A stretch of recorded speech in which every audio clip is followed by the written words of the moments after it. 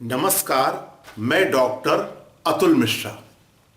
महात्मा गांधी, जिन्हें हम सब बापू भी कहते हैं, वो न सिर्फ भारत के बल्कि विश्व के ऐसे नेतृत्वकर्ता थे, ऐसे नेता थे, ऐसे पथ प्रदर्शक थे जिन्होंने पूरी मानवता की भलाई के लिए हमेशा काम किया। आखिर उनमें ऐसी खूबी क्या थी, उनके काम क्या थे, उनके प्रयोग क्या थे, इस श्रृंखला में हम उनको जानेंगे और उनकी किताब सत्य के प्रयोग की अलग अलग रूपों में हम लोग व्याख्या करेंगे।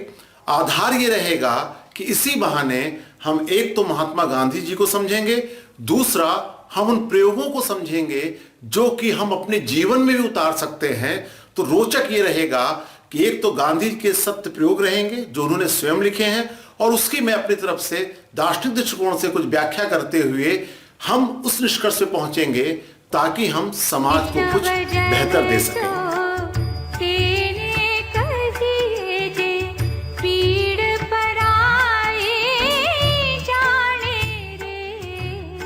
तो आज इसकी पहली कड़ी में हम उनके जन्म से संबंधित बातों को लेंगे और देखेंगे कि उनकी जो पहली याददाश्त है, जो स्मृति है, उस स्मृति में वो किस तरह की बातों को याद रख रहे हैं और वो किस तरह से अपना जीवन यापन शुरू कर रहे हैं। आइए हम लोग देखते हैं इनकी पहली कड़ी, जिसका शीर्षक है जन्म।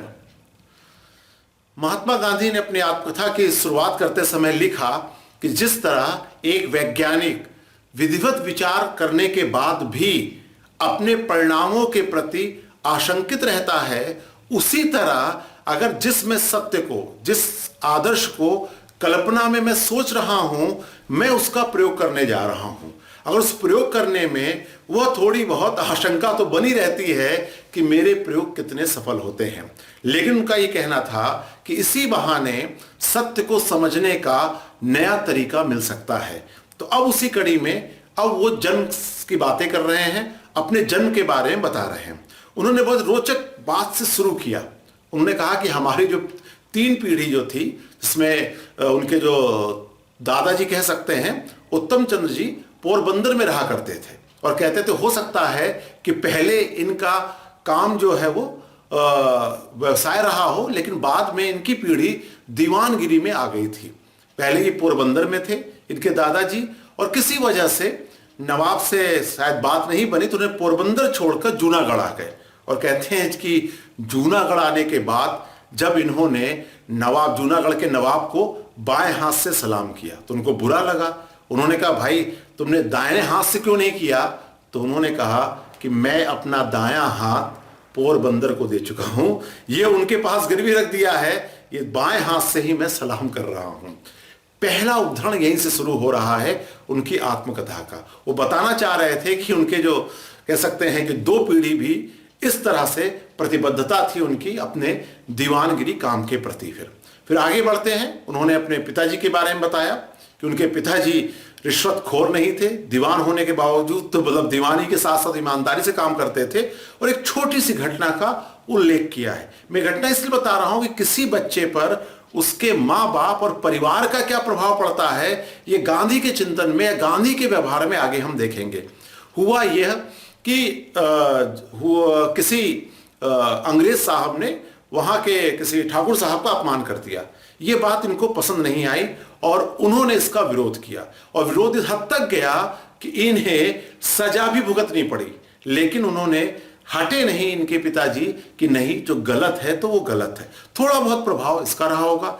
अपनी माता जी के बारे में महात्मा गांधी लिखते हैं कि मेरी माँ जो है वह बहुत पूजा पाठ करती थी। और रोचक बात उन्होंने कहा कि जैसे एक हिंदू धर्म में कोई भले जिसने वेद पुराण गीता ना पढ़ा हो, लेकिन मंदिर जाते हुए, भक्ति करते हुए, सत्संग करते हुए जो ज्ञान उसे मिल जाता है, वह ज्ञान बहुत उच्च कोटि का होता है। तो पिता ऐसे थे और माँ ऐसे थी। और इसके बाद महात्मा गांधी अपने बारे में बताते हैं और वो कहते हैं कि मैं जो पहली बार स्कूल गया, प्राइमरी में पढ़ने गया, तो रोचक बात यह है कि उनको सिर्फ कहते मुझे 2 ही चीज याद थी। एक ये याद थी, कुछ पहाड़े याद कराए गए थे, और उस पहाड़ों के साथ साथ टीचर को, अध्यापक को कुछ गालियां देने के लिए कुछ बच्चों ने जो दोहे बनाए थे वो उनके मेमोरी में, तो उनको याद हो गए थे।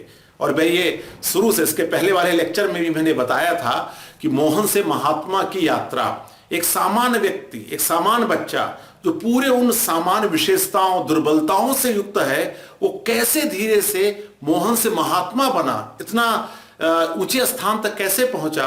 तो शायद सबसे अधिक प्रेरणा कोई हो सकती है तो वो महात्मा गांधी की के प्रयोग या आत्मकथा हो सकती है, जिसमें हम देखेंगे कि कैसे पूरे दुर्गुणों के साथ या पूरी कमजोरियों के साथ एक एक स्टेप में सुधार करते हुए कैसे आगे बढ़े। उन्हीं के शब्दों में मैं ये बताना चाहूंगा कि जिससे आपको लगेगा कि ऐसा नहीं थी कोई जन्मजात प्रतिभा थी, उन्होंने एक एक करके अपने को व्यवस्थित किया और कैसे वो आगे बढ़े। देखिए उन्हीं के शब्दों में उन्होंने लिखा है, बचपन मेरा पोरबंदर में बीता। याद पड़ता है कि मुझे किसी पाठशाला में भर्ती किया गया था। मुश्किल से थोड़े पहाड़े में सीखा था। मुझे सिर्फ इतना याद है कि मैं उस समय दूसरे लड़कों के साथ अपने शिक्षक को गाली देना सीखा था, और कुछ याद नहीं पड़ता। इस पर से मैं अंदाजा लगाता हूं कि मेरी बुद्धि मंद रही होगी और स्मरण शक्ति उन पंक्तियों के कच्चे पापड़ जैसी होगी जिन्हें हम बालक गाया करते थे। वो पंक्तियां मुझे यहां देनी चाहिए। एकड़े एक पापड़ शेक, पापड़ कच्चो डैश डैश मारो फिर डैश डैश। पहली खाली जगह में मास्टर का नाम होता था, उसे मैं अमर करना नहीं चाहता। दूसरी खाली जगह में छोड़ी हुई गाली रहती थी जिसे भरने की आवश्यकता नहीं थी। ये जो पहला चैप्टर है सत्य के प्रयोग का, जिसमें उन्होंने जन्म के बारे में बताया, अपने बारे में कि उनका जन्म 2 अक्टूबर 1869 में पोरबंदर में हुआ था, उसके साथ उन्होंने ये भी चर्चा की। तो ये जो सत्य के प्रयोग या उनकी जीवनी का जो पहला पन्ना है, उसमें हमको इस बात को लग सकता है कि गांधी एक सामान्य बच्चे की तरह खुद स्वीकार कर रहे हैं कि मैं मंदबुद्धि रहा होगा और मुझे कुछ पहाड़ों के साथ साथ कुछ गालियां देना मैंने सीखा था। तो ये इनका आज पहला है, और जिसमें हमें ये कह सकते हैं इस प्रयोग के आधार पर एक उत्साह बनता है कि देखें आगे क्या होता है। और आगे की कड़ी में हम देखेंगे वो 3 घटनाएं जिन्होंने गांधी के जीवन में बड़ा परिवर्तन किया, और उस परिवर्तन ने एक तरह से रास्ता तय करना शुरू कर दिया। और जीवन भर उन 3 घटनाओं को महात्मा गांधी हमेशा याद करते रहे थे। एपिसोड में मिलेंगे और देखेंगे कि वो कौन सी आधारभूत घटनाएं थी जिन्होंने गांधी जी के मार्ग को तय किया और सत्य पे चलने की पहली बार राह दिखाई। धन्यवाद, मिलते हैं अगले एपिसोड में। नमस्कार। वैष्णव जन तो